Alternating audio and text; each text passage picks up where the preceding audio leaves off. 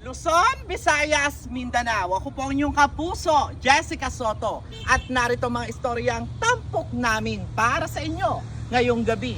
Lumipad ng aming team dito sa Mariveles, Bataan!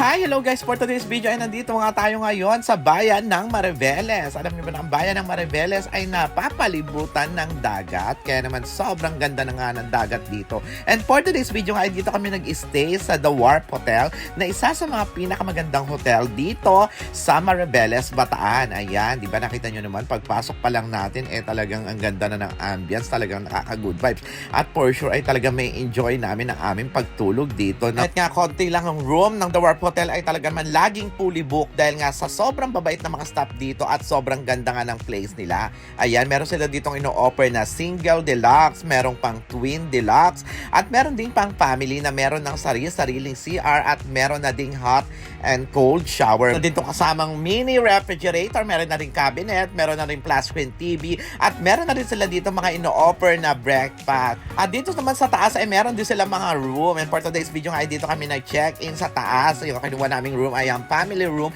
room 201. O, diba? Nakita nyo naman, meron dalawang bed na malaki, na good for 4. Pagkatapos, meron din siyang extra bed. Meron na din siya mga kasama dyan pang kape, just in case gusto nyo magkape.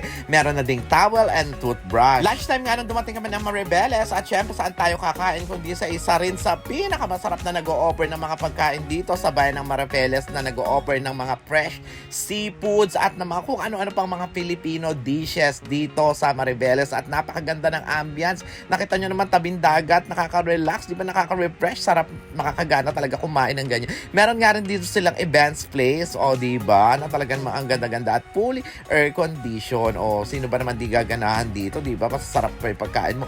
Tapos sobrang ganda ng view. Meron din sila ditong iba't ibang drinks na mga ino-offer, at ayan na nga, sinerve na sa amin ang nagdadamihan nila mga seafood at super fresh. Meron pang bulalo, o di ba? Saan ka pahanap niya na sobrang dami nga ng sinerve sa amin dito, kaya naman for sure ay talagang mapapalaban na naman tayo nito sa kainan. Perfect na perfect talaga tong Pupong's Grill. O nakita nyo naman, tabing dagat talaga, diba? Lalo kung mas gaganahan kumain dyan. Kaya naman kung mapunta kayo ng Mariveles, dahil nakuha yung palagpasin na dapat ay talaga makakain kayo dito.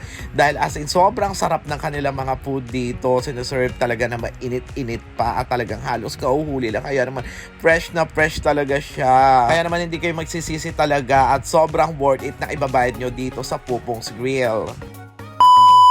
Fast forward na nga tayo at hindi ko na nakuhanan yung ibang kaganapan. Ayan, fresh na naman tayo dahil nakapagpahinga na kami dito sa The Warp Hotel. At dito nga kami magdi-dinner sa the leading authentic Chinese restaurant dito sa Mariveles, ang Hapchan. O, diba? Tignan natin kung gaano kasarap yung mga pagkain nilang isiniserve dito. First time ko nga makakain dito sa Hapchan, although nakakita na ako before ng mga ganitong klase ng restaurant. Kaya lang nga, dito lang talaga ako kakain dito sa bayan ng Mariveles dahil nga ang sabi ay talagang ito daw ang pinakasikat dito na kainan. Naman since nasa Mariveles na ako, ay naku, hindi ko nasasayangin ng opportunity. Kaya naman namili na agad tayo sa kanilang menu pagdating pa lang namin.